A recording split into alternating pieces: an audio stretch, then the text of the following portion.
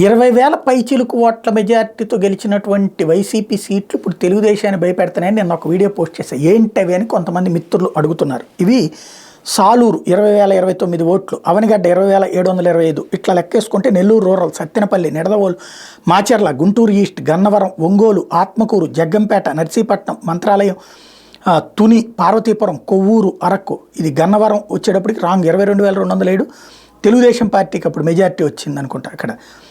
అయితే ఇది 2019 ఎన్నికలకు సంబంధించినటువంటి దాంట్లో వస్తుంది. మంత్రాలయం, తుని, పార్వతీపురం, కొవ్వూరు, అరకు, రాఫ్తాడు, ఎమ్మిగనూరు, అమలాపురం, చీపురుపల్లి, కురుపాం, అంటే ఇప్పుడు వంశీ ఇటు వచ్చాడు కాబట్టి లెక్కేశారనమాట. అది లేకపోతే గజపతి నగరం, కదిరి, కమలాపురం, చోడవరం, నెల్లిమర్ల, గురజాల, వినుకొండ, అనంతపురం అర్బన్, పెందుర్తి, పోతలపట్టు, మైదుకూరు, మదనపల్లె, పామర్రు, పాయకరావుపేట, పుటపర్తి, పలమనేరు, ఎర్రగొండపాలెం, రాజానగరం, నరసరావుపేట, రాయచోటి, ఉంగుటూరు, నంద్యాల, కోడూరు, అట్లాగే రాజంపేట, డోను, ఆళ్లగడ్డ, కోడుమూరు, చింతలపూడి, ఉదయగిరి, గోపాలపురం, శ్రీకాళహస్తి, శ్రీశైలం, వెంకటగిరి, దర్శి, రంపచోడవరం, కోవూరు, ఆలూరు, చిత్తూరు, నందికొట్కూరు, కనిగిరి, చంద్రగిరి, పత్తికొండ, పోలవరం, పాడేరు, పొద్దుటూరు, పొంగనూరు, అలాగే పాణ్యం, బద్వేలు, సచ్చివేడు, గూడూరు, గంగాధర నెల్లూరు, సింగనమల, తంబళ్లపల్లె, గుంతకల్లు, జమ్మలమడుగు, కడప, అనపర్తి, సూళ్లూరుపేట, గెద్దలూరు, పులివెందుల్లో హైయెస్ట్ 90,110 మెజార్టీ.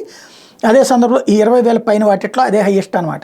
సాలూరు 20,029. ఇది ఈ సీట్లలో ఇప్పుడు తెలుగుదేశం పార్టీ గెలవాలంటే భారీ దాన్ని ఏమంటారు స్వీప్ రావాలన్నమాట.